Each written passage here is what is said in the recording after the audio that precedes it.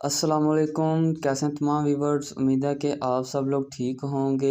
ASF airport security force interview का सिलसिला car जो जारी है, इसका आपने इंटरव्यू की तैयारी कैसे करनी है। जो तलबा एएसएफ एयरपोर्ट सिक्योरिटी फोर्स में सिलेक्टेड हुए हैं, ठीक है जी, उनमें से 100% में से 95% जो लोग हैं उन्होंने कहा है कि जो सवालात उन्होंने बताए हैं वो आपके सामने शेयर करने जा रहे हैं, जो आपको जो पूछे ही पूछे जाएंगे, ठीक है जी। तो ये सवालात चंद सवालात हैं, आपने अपने दिमाग में बिठा लेने हैं, इसकी अच्छे से प्रिपरेशन करनी है। इंशाल्लाह आपकी सिलेक्शन पक्की है। इंटरव्यू में आप फेल नहीं होंगे अगर आप बताए गए क्राइटेरिया पर अमल करते हैं। तो मैसेज जो आना स्टार्ट हो गए हैं, जिन तलबा को मैसेज नहीं आए अभी वो वेट करें, ये ना सोचें कि वो फ़ेल हुए हैं, ठीक है जी। अभी 10 से 12 दिन वो वेट करें, शायद आपको मैसेज आ जाए, लेकिन आपको खुद पता होना चाहिए कि आपने पेपर अच्छा दिया था या नहीं, ठीक है जी। तो चलिए वीडियो को स्टार्ट करते हैं। 100% हक़ाइक़ पर मबनी वीडियो आपने फुल वॉच करनी है। तो चैनल पर पहली बार आते तो सब्सक्राइब कर दें, बेल आइकन पे प्रेस कर दें ताकि मज़ीद आपको जॉब्स के लिए या टेस्ट प्रिपरेशन रिलेटेड कोई भी न्यू अपडेट रहती है सबसे पहले मिले। सबसे पहला तरीकाकार होता है जब आप बैठ जाएंगे वहाँ पे आप चेयर पे, तो मैंने पर्सनैलिटी के हवाले से भी वीडियो बनाई, आई बटन में लिंक दे दूँगा, वहाँ से आप देख सकते हैं, ठीक है जी। तो सबसे पहले आपका सवाल जो होगा ये पूछा ही पूछा जाएगा, अपना तारफ़ करवाएं, ठीक है जी। आपने अपना तारफ़ करवाना है, अगर उर्दू में वो कहें कि अपना तारफ़ करवाएं तो उर्दू में बताना है, अगर वो इंग्लिश में कहें तो आपने इंग्लिश में अपना तारफ़ जो है वो बताना है, ठीक है जी। तारफ़ आपका जो है वो 8 से 9 लाइनों का होना चाहिए, 1-2 लाइनें बता के आपने चुप नहीं हो जाना, ठीक है। तारफ़ में क्या चीज़ें रिक्वायर्ड होनी चाहिए आपकी, मतलब I am Mohammad Usman Siddique, I am from Faisalabad, my father name is Mohammad Siddique, we are 7 member family. जितने मेंबर हैं आपकी फैमिली में वो बताने हैं आपने। आई हैव, आप जितने बहन भाई हैं वो बताने हैं।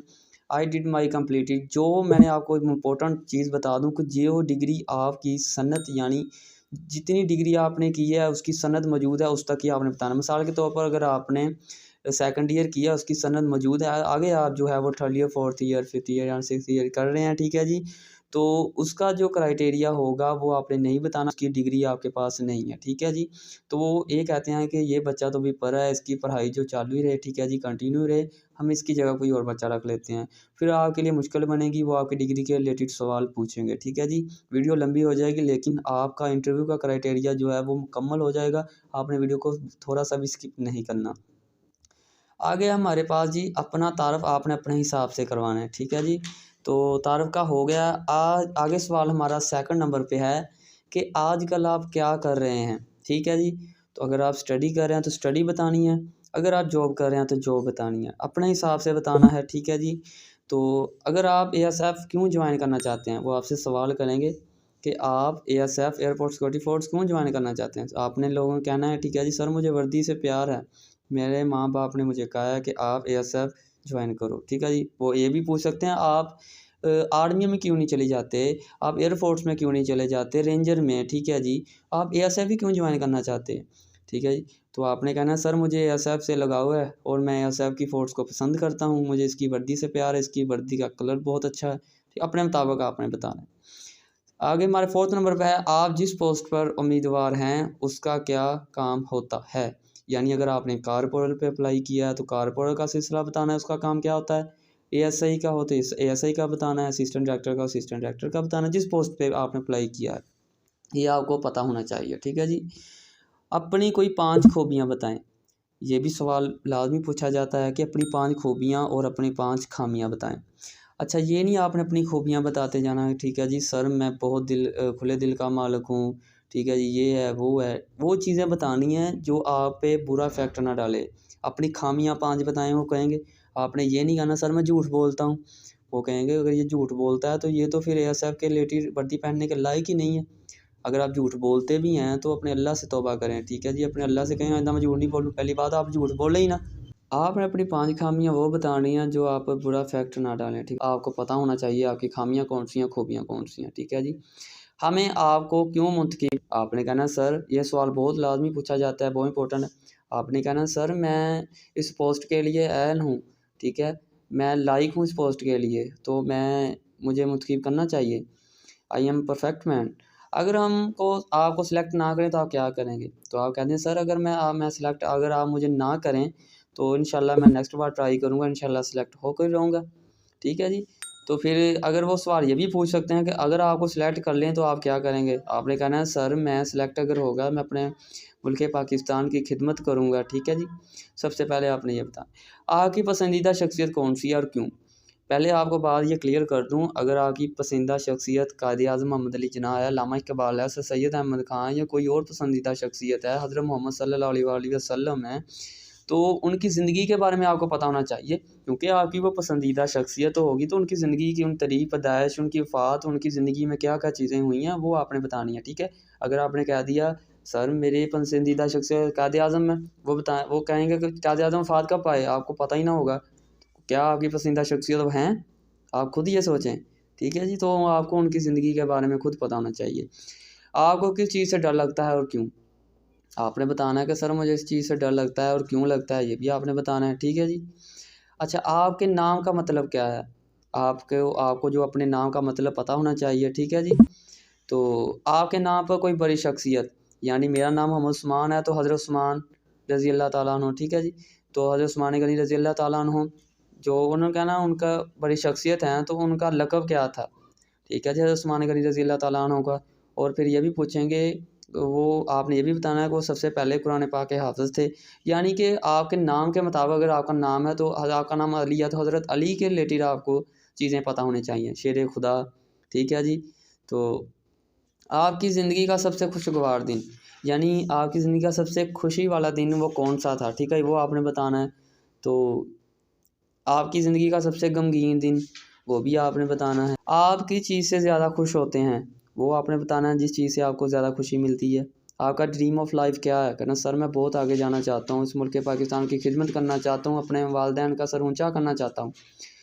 वो पूछेंगे कि आपके वालिद क्या करते हैं? ठीक है जी? तो इनमें से ये सवाल जो मैं आपको बता रहा हूँ ना, इनमें से लाज़मी सवाल जो सारे के सारे इनमें से ही पूछे जाएँगे। ठीक है जी?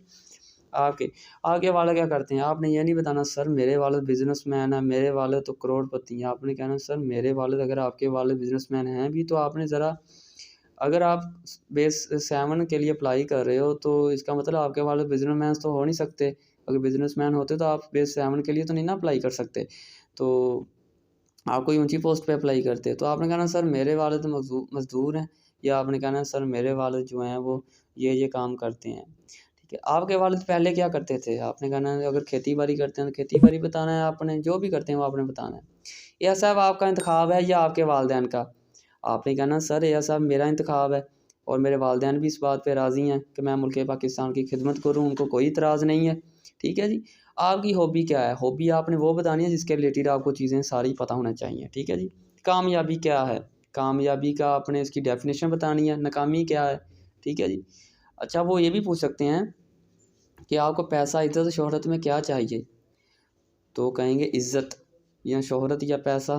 ठीक है? इनमें से आपने बताना है आपको बेस्ट कौन-सी चीज़ लगती है। पहले बात बता दूँ कि अगर पैसा है आपके पास तो इज़्ज़त भी होगी, शोहरत भी होगी। अगर आपके पास पैसा नहीं है तो इज़्ज़त भी उतनी नहीं होगी, शोहरत भी उतनी नहीं होगी। ये आपने अपने हिसाब से बताना है। इसको मैं जो है वो आप पे छोड़ता हूँ। आप कमेंट सेक्शन में बताना है आपने कि आपको पैसा चाहिए या इज़्ज़त चाहिए या शोहरत चाहिए। क्या आपको कभी प्यार हुआ है? ये भी सवाल पूछ सकते हैं वो। ठीक है जी? क्या आपकी कोई गर्लफ्रेंड है? ये भी पूछ सकते हैं सवाल। क्या आपने कभी सेक्स किया है? वो भी पूछ सकते हैं सवाल। ठीक है जी? क्या आपको कौन-सी डिश पसंद है? ये भी सवालात आपसे पूछ सकते हैं। अगर आपको वो डिश पसंद है तो वो डिश के बारे में आपको मालूमात होनी चाहिए। ठीक है जी? वो डिश अगर चावल हैं तो चावल कौन से मुल्क में ज़्यादा खाए जाते हैं? बांग्लादेश में। मछली जो है बांग्लादेश में। इस तरह की चीज़ें आपको जो है छोटी-छोटी बातें पता होनी चाहिए। आपकी दिन की मसरूफ़ियात क्या हैं? ठीक है जी? आप दिन में क्या करते हैं? वो आपने बताना है। ये नहीं आपने बताना सर जी हम फुटबॉल ही सारी दिहाड़ी खेलते रहते हैं, हम बैट गेंद ही सारी दिहाड़ी खेलते रहते हैं। ये इस तरह की चीज़ें नहीं बतानी। ठीक है जी? आपने कहना है सर मेरे दिन के औकात कार हैं, वो आपने टाइम टेबल बनाना है और बताना है।